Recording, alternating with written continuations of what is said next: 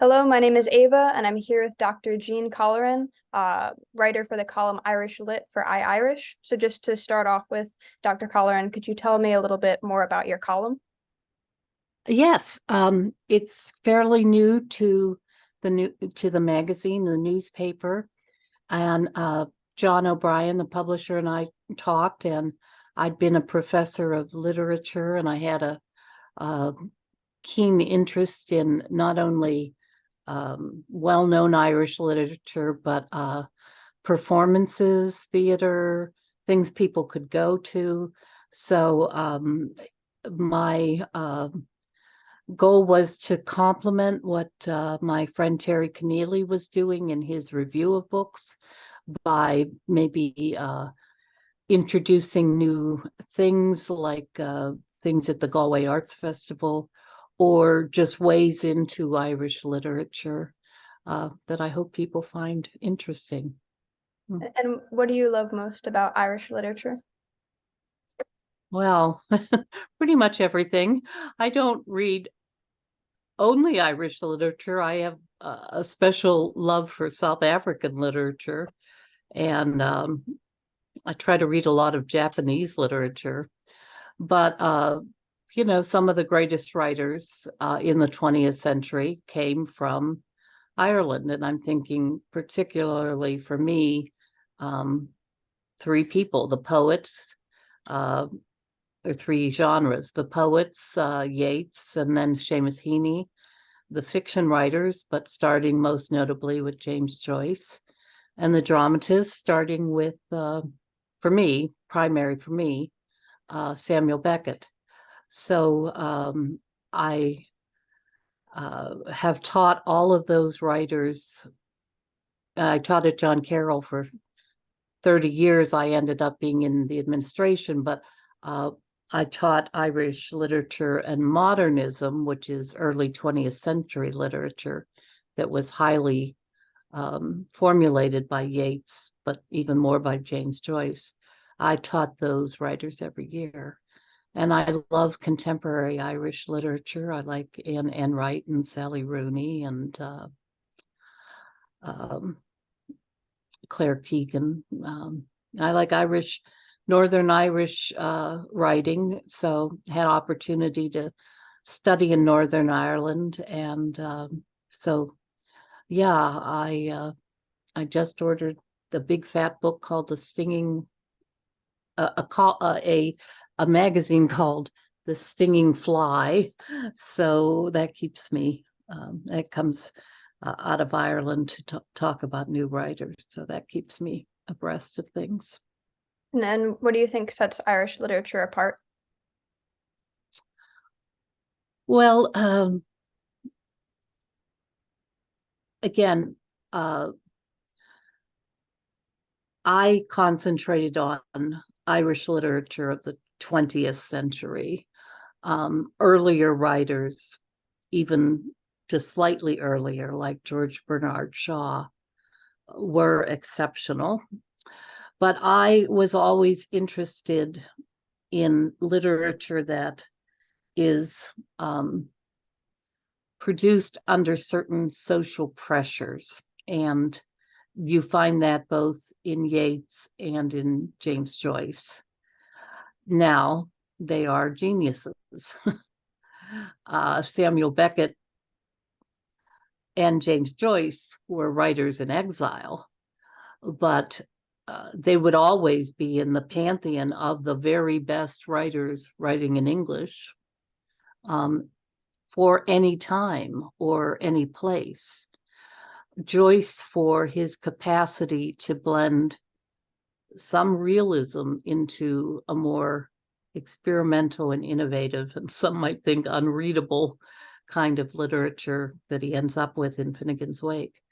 Samuel Beckett, and they were friends, for being able to produce a profound, deep, complex, and very funny body of drama with an absolute minimalism. So when you go to the Cleveland Art Museum or any museum, or you read anything, your tastes might run to Hieronymus Bosch, who put everything in, and that would be a kind of Joyce analogy, or Giacometti, who made small, tall, lean statues and seemed to leave everything out, and that would be Samuel Beckett.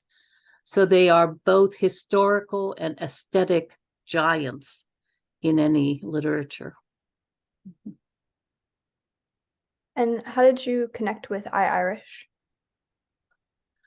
Well, I'd read it and I enjoyed it, and I've taught and worked at two Jesuit universities, John Carroll for the largest part of my academic career, and Loyola of Chicago.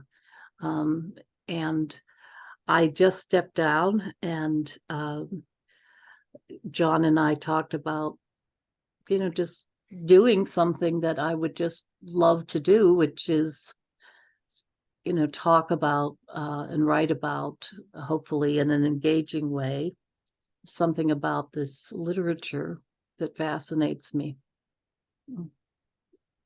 And what do you like most about writing for iIrish? Well, there's a lot of freedom. And I joked to my friends that my first column, I've only written, I think, 4 or 5 now. My first column required that I go to Galway, Ireland. And Galway, Ireland is where my family comes from. And I still have a lot of family there. So, and it's a great arts festival, really. And I've been to a lot of these. I've been very lucky to go to a lot of very, sort of premier, especially in drama, venues and performances. And I wanted to go to this because there's a theater in Galway called the Druid, which is among the very best in the world. So I said to my husband, who was more than willing, I said, we have to go to Ireland because I'm going to have to write about this.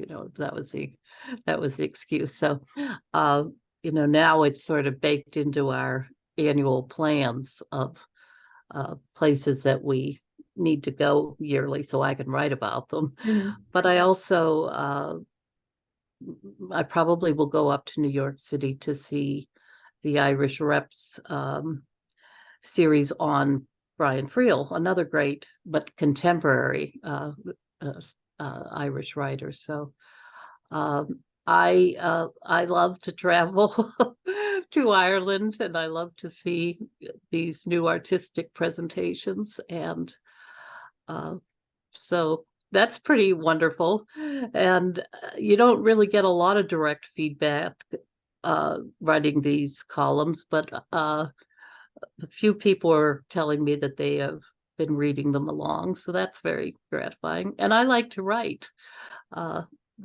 so it's all been just a pleasure. And I would also say that the iIrish staff are, and columnists are a really great community of new friends and old friends for me. Yeah, for sure. And you mentioned having family in Ireland. What is your own personal Irish background? Pretty Irish. My name is Colleran, and that side is on my father's side. And in Galway City, there's several stores with the name Colleran on it. My grandfather, James Colleran, married, they lived on the Mayo-Galway border, and my grandmother was an O'Toole. So the Collerans and the O'Tooles, it left Ireland, some of them, because there were quite a lot of them, in the 1920s. My dad just passed away, but he was born in 1925 in Pittsburgh. So they came and there were quite a lot of Irish folks from Galway in Pittsburgh, that just as there are Mayo people in Cleveland, and Mayo and Galway are neighbors, as you know. My mother is a Kennedy and a Kilkerry, and they lived in Wexford. They got to America via Nova Scotia. So we have visited there to see their were tree farmers, Christmas tree farmers.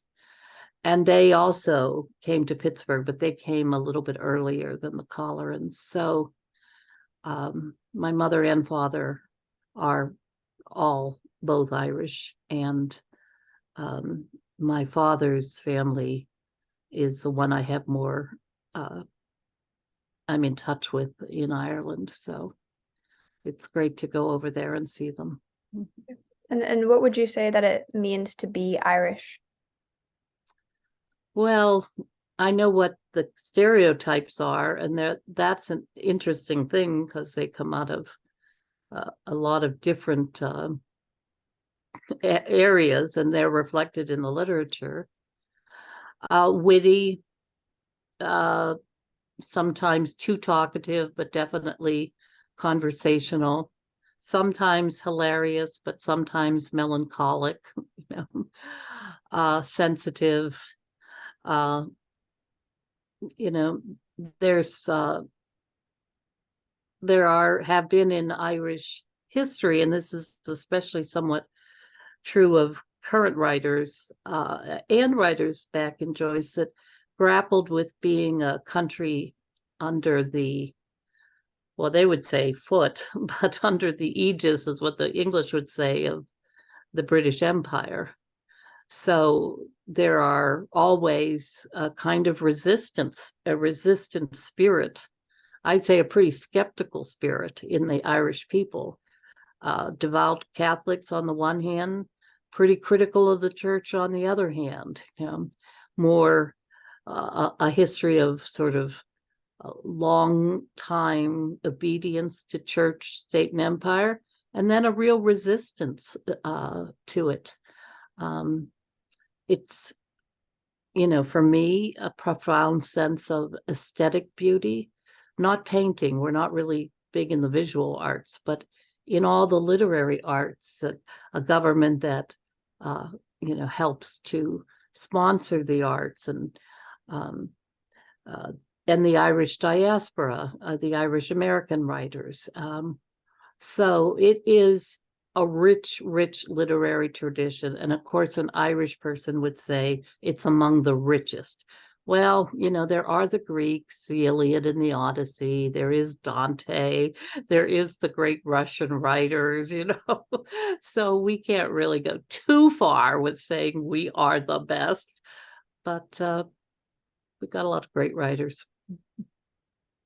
And what would you say is your favorite part or the most important part to you about being in or involved in the Irish community?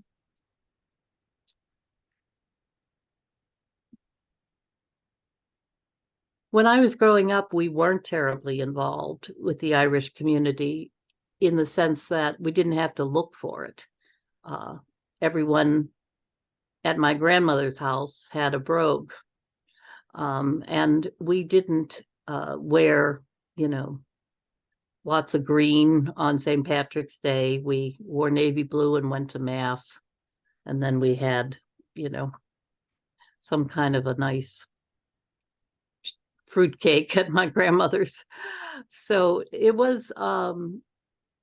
wasn't calling upon you just were members of that community, just as every other person can be a member of a community defined ethnically, or a community defined in other ways. You are part of that. When I came to know the Mayo Society and then the iIrish, hearing, being with some of the folks that are in those groups was very much like being, in my grandmother's house. So there was a great familiarity. And I guess what I'd say also about the Irish in Cleveland is there are a lot of avenues to really do some great things. Margaret Lynch, my friend, is with the Irish Archives, and she's really brilliant and learned, and can really give great insight into Irish history in Cleveland.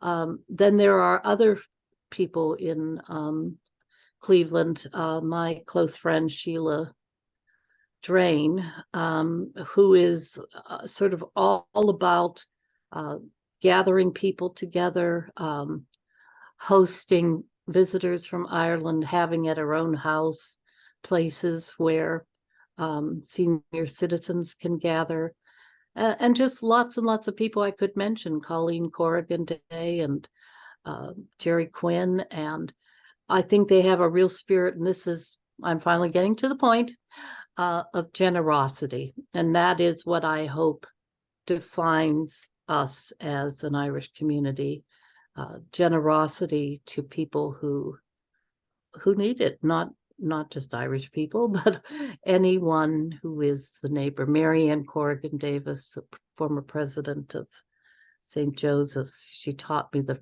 phrase from for the dear neighbor. And I hope that the Irish community is always thinking about the dear neighbor. And of course, there's a lot of Irish Jesuits. That's a great way to kind of a great word for that community, generosity. In closing for our interview, do you have any other things that you want to add, or any additional thoughts? Well, I am a certified Irish whiskey taster, if that impresses anybody. I received that commendation at Bushmills, where I could distinguish Irish whiskey from Scotch.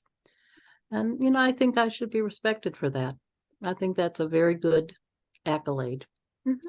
But on a more serious note, I just hope that I hope people read, and especially in great literature, like we're talking about. The goal of it is to form a moral imagination. The goal of it is to help you to understand what you think is so foreign to your experience, or to learn how to articulate for yourself and on behalf of someone else, a situation that needs attention. So, yes, we read for beauty, and yes, we read for enjoyment, but we also read to formulate a capacity to understand what is different from us. And that enlarges us personally, morally, spiritually, aesthetically, but also as with our place in the world. That's fabulous. What was that part you said before about shaping, like, morally when we read? What did you mean by that? There's a whole kind of take on literature and culture. It doesn't have to be just literature. It's one I've done a lot of research in and feel very attached to. But for example, in a column I'm just publishing in one of the short stories by James Joyce, you could read the story and think, I'm nothing like this person. They're poor, I'm not. They have an abusive father, I don't. I'm nothing like this person. And yet you find that as you can understand what made this character like they are, has been designed by the author to basically, for me, not say, oh, I'm like them, but to say, I understand them. I understand her. I understand the conditions under which this person has lived. And every literature, especially what we call post-colonial literature, every literature written under political and social pressure, African-American literature, Afro-Caribbean literature, literature of the poor, literature of social exclusion, gay literature, women's literature, all of these bodies of literature have this in common: understand why we are where we are, and in my view, take some responsibility for it. So I have read a lot and taught a lot of books. And for me as a person, I experience such appreciation of beauty through the written word, yes. But more importantly, I understand what might initially have been quite foreign or different from me. And that's the moral dimension. Right. Um, uh, that's the moral dimension. So, of course, you go to the beach and you're not reading, Kafka or Tolstoy or J.M. Coetzee, or Dante, or any of these uh, difficult, not in the sense that they have a challenge to you, a challenge to understand more. So you have to do a little bit of work, but there is something deep at the core. Yeats would say deep at the heart's core. So everyone should study literature constantly. I think it's the only thing to major in college. Later on, you can acquire a few more skills, but your mind will be filled with resources. Right. All of those different voices. Yeah. All those different voices. My great gift I've received is there's always a little snippet of something I've read floating around in my head, and it turns a light bulb on a lot. Right. Getting all those different perspectives. No, that's really fantastic. Well, Thank you, Eva. this was a fabulous interview. I mean, thank you so much for taking the time to, talk with me, tell me about your column and everything. Really appreciate it. My pleasure. And I have been very lucky to be able to teach and read and speak to young people, and have them educate me. And so I'm grateful to get to do it a little bit more in writing. So thank you very much.